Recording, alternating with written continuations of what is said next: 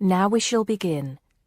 You should answer the questions as you listen because you will not hear the recording a second time. Listen carefully and answer questions 1 to 6. Hello, Joan. I'm glad you could come. Hello, Peter. What's up? Is something the matter? No, everything's fine. It sounded urgent on the phone. Did it? It's just that I've had this idea and I wanted to see how soon we could get it off the ground. Well, don't keep me in suspense. You know they're planning to close down the local clinic. It was in the newspaper yesterday, but most people have actually known for some time. Well, I thought we should do something about it. What did you have in mind? I thought we could organise a charity event and donate the money to the clinic. I know it doesn't sound like much, but it will show the local council how we feel and that we mean business. That'll take quite a lot of organising. Why don't we just hold a protest outside the town hall? A protest would take just as much organisation as an event like this. Besides, I think fewer people would turn up. A village fair, or something like that, would attract more people and get money for the clinic. People are more generous when they're enjoying themselves. OK then, it sounds good to me. How do we start? First, we put our heads together and come up with a list of people who'll be willing to help and people who can provide us with some of the things we need. For example, we might need a caterer to provide refreshments, a rock band for entertainment, tents and so on. Then, we do a lot of telephoning around and try to get everybody together at the same time in the same place. Sounds like a lot of work to me. Well, that's only the beginning. First things first, though. Let's decide now on who to get to the initial meeting and where and when to hold it. Fine. Well, the village hall would be the best place to have the meeting. It's not as big as the youth club, but it's warmer. There'll be no problem getting permission to use it, but I suppose it depends on how many people we invite. We don't want too many, otherwise the meeting will go on too long and nothing will get decided. But the village hall is a good idea. It's more official than having it in someone's living room. How many? 6 or 8 people to start with? 10 at the most? OK, now we have to decide on a suitable day and time. Suitable to everybody, I mean. A Saturday or Sunday would seem to be the best choice because people aren't at work on those days. But they may not like the idea of giving up a part of their weekend for a meeting. Unless we persuade them it's for a good cause, or that it's to their advantage, and that it'll all be a lot of fun. We'll provide refreshments, of course. What if some don't want to give up their weekend? Then we'll give them an alternative. Say, one evening in the week after everybody's finished work. We'll see which is the most acceptable to them. Then book the hall. I can do the refreshments for the meeting. I'll get Darren and Maggie to help me. I'm sure they'll be more than willing.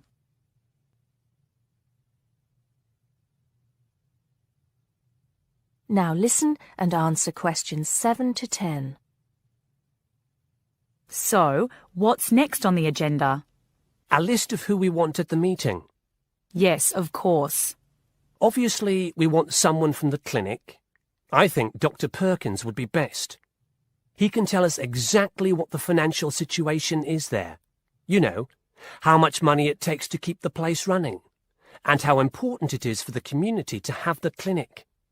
The vicar too. He can rally lots of support. And Mr. Sims, our Member of Parliament. He is very busy, but I think I can persuade him to come, or get his wife to persuade him to come. I see her quite a lot socially. That's great. 2 other people I have in mind are Freddie Smith. The journalist? Yes. Well, he's the editor of the local paper now, and might be useful. He might let us advertise for free, and he'll know how to go about getting leaflets and posters printed. That's another thing. We'll need volunteers to put leaflets through people's doors and stick up posters all over the place. We can decide that at the meeting. What about the other person? What other person? You said you had 2 people in mind, Freddie Smith and... Oh, yes, Mr. Gates. Mr. Gates. Do I know him? You must do. He owns Greatfields Farm. We need a large area to hold the fete. Right. So how many have we got then? 7 or 8? There's Dr. Perkins, Mr. Sims, that journalist. Freddie Smith, you mean? Yes, him. And the vicar and Mr. Gates, the farmer. That's only 5. There's you and me. That's 7. That will do for now. Let's start making phone calls. Now, listen carefully and answer questions 11 to 15. As I've made clear in earlier lectures, many different solutions have been proposed to the basic technological problem of getting meaningful marks onto paper. In other words, several different forms of printing have developed over the years, many of which are still in use today for different purposes. This week, I'd like to discuss the rotogravure process. This is one of the most widely used printing processes, and after describing how the process works, I'll be describing some of its industrial uses and the advantages and disadvantages of this form of printing. As the name implies, rotogravure is a form of printing in which large cylindrical pieces of metal rotate, while the paper to be printed passes between them. The paper is held in place against the printing surface by the impression roller. The weight of this roller is one of the factors that affect how much ink is actually transferred to the paper. Remember that this roller does not directly transfer ink onto the paper. The side in contact with the impression roller remains blank, and it's the other side of the paper which is actually the printed side. The impression roller presses the paper against the ink-bearing roller, generally known as the gravure cylinder.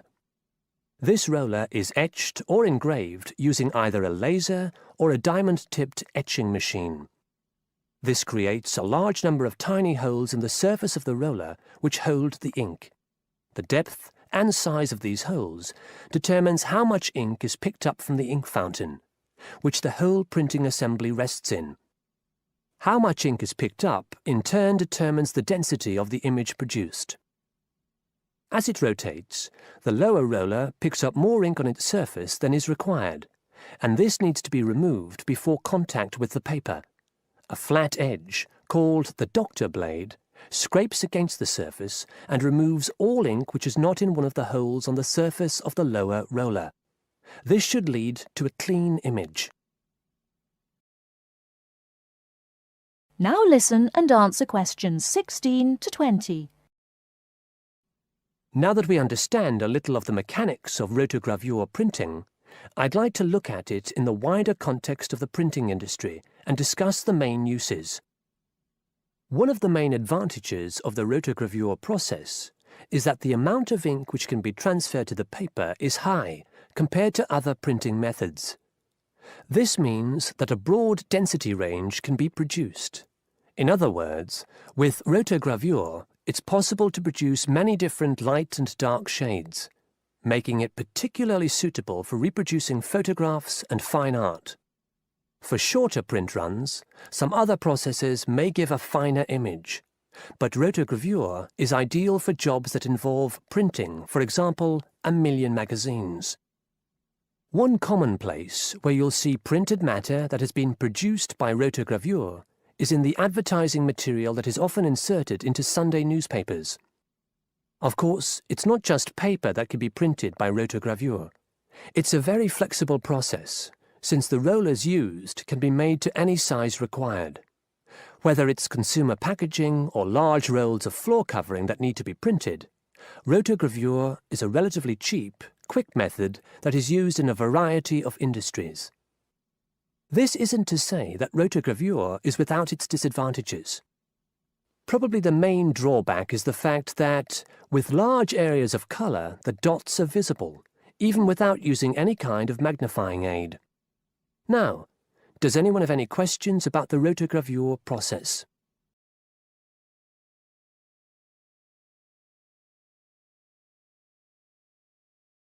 Now listen carefully and answer questions 21 to 26.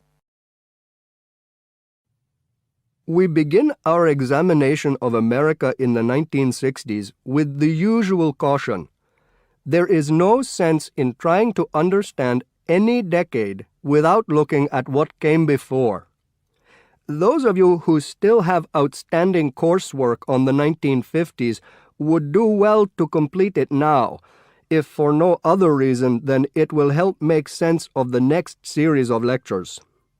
But we must press on, and I'd like to begin my talk about the 60s with a reference to one of those things that came before, the post-war baby boom.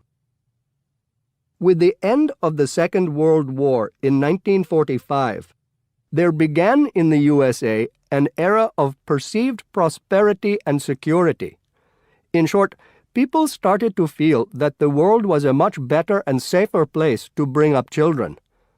So, at the start of the 60s, all those children born in the baby boom, 70 million in the US alone, were teenagers.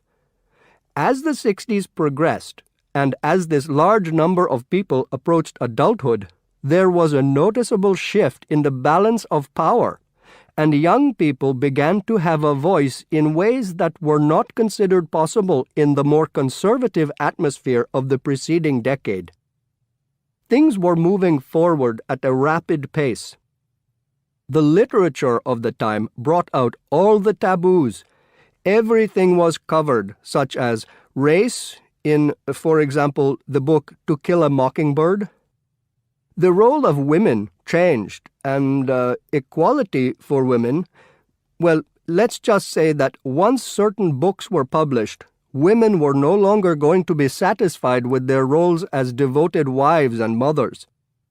Through literature alone, the whole fabric of society was challenged, and by the end of the 60s, things would never again be as they had pretty much been for the preceding 40 years.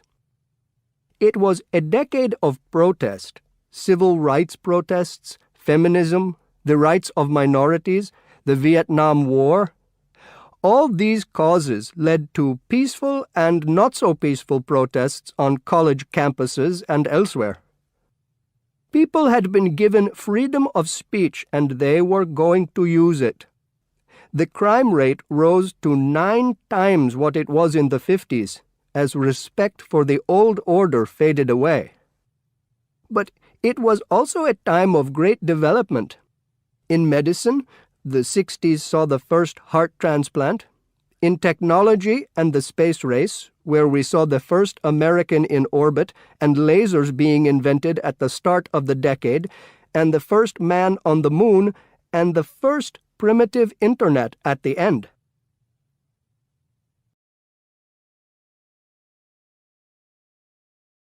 Now listen and answer questions 27 to 30. None of this, good or bad, might have happened if things in 1962 had gone slightly differently. On October 16th, President John F. Kennedy met with his closest advisors at the White House. They had obtained photographic evidence showing that Cuba was building or installing nuclear weapons. It was widely believed that Cuba was preparing to fire these weapons at cities in the USA. Kennedy was faced with 3 choices: to try to resolve the crisis diplomatically by negotiating with Cuba and the Soviet Union, to take action to block the delivery of more weapons into Cuba, or to attack Cuba, destroying their weapons. Believing that the first option would end in failure and that the third option would lead to war, it was the second option that Kennedy chose. In doing so, he succeeded in preventing the buildup of more missiles. The Soviet Union then withdrew the weapons from Cuba. Most historians agree that if Kennedy had acted differently, the episode would have led to a full-scale nuclear war between the United States and the Soviet Union. Millions would have died, and the world would have been changed beyond recognition.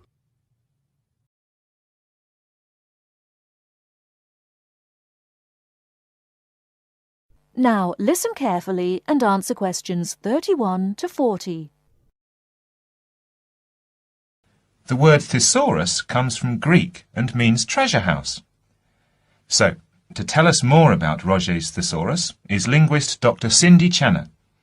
Now then, Cindy, we know Roget classified the English language. Well, the 150th edition has just come out. It sold 32 million copies. Yes, that's right, 32 million. What is it? Roget's thesaurus. Now, Roget's thesaurus is a type of dictionary in which words with similar meanings are grouped together. The word thesaurus comes from Greek and means treasure house. So, to tell us more about Roget's thesaurus is linguist Dr. Cindy Channer. Now then, Cindy, we know Roget classified the English language, but what do we know about the man himself? Well, Mr. Roget, or to give him his full name, Peter Mark Roget, was a very interesting man indeed. He grew up in London, he was French, and he spent his early life in a French community there. He later travelled all the way from London to Edinburgh to study medicine at the university there, and graduated when he was 19 years old, and he later went on to become a founder of Manchester Medical School. So his life focused around his career as a doctor? Well, actually, no. Roget had a very wide range of interests indeed. In fact, he was a writer and wrote about many topics such as bees, the kaleidoscope, and even perception and feeling in animals. And he was an inventor too. In fact, in 1814, he invented an early version of the slide rule. The slide rule? Yes, the device that can calculate numbers. Then 10 years later, he developed a prototype for the cine camera. And he also got involved in a range of different projects. For example, he became head of a commission investigating London's water supply, and he developed a method of water filtration through sand. And he was involved in the area of education. He was one of the founders of London University. And do you play chess by any chance, Mark? Yes, I do. Well, Roget invented the travelling chess set. So next time you're playing a game of chess on a train, you have Mr. Roget to thank. So, how did he actually find the time to classify the English language? Well, he only turned his full attention to the thesaurus when he retired, and that was when he was in his 70s. So what inspired him to write the thesaurus? Well, Roget believed that he should bring as much happiness and knowledge to the greatest number of people. So, during his career as a doctor, he gave free treatment to patients who couldn't afford to pay. We also know that he set up a clinic to help poor people to recover from operations and serious illnesses. Basically, he wrote the thesaurus to help people learn. He aimed to help those who needed practice in writing. He believed that writing skills would help people become more independent and lead happier lives. How popular is the thesaurus today? Well, it was first published in 1852 and it has never been out of print since. In fact, the book has become more popular with each edition that comes out. The invention of the crossword puzzle in 1913 certainly helped to increase the sales figures, though. I think the main reason why it is so popular is that it's thematic. So you can come across words that you've never even thought of when you began looking for the word in the first place. Thanks, Cindy.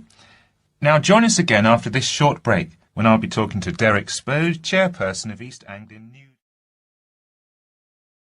You now have half a minute to check your answers.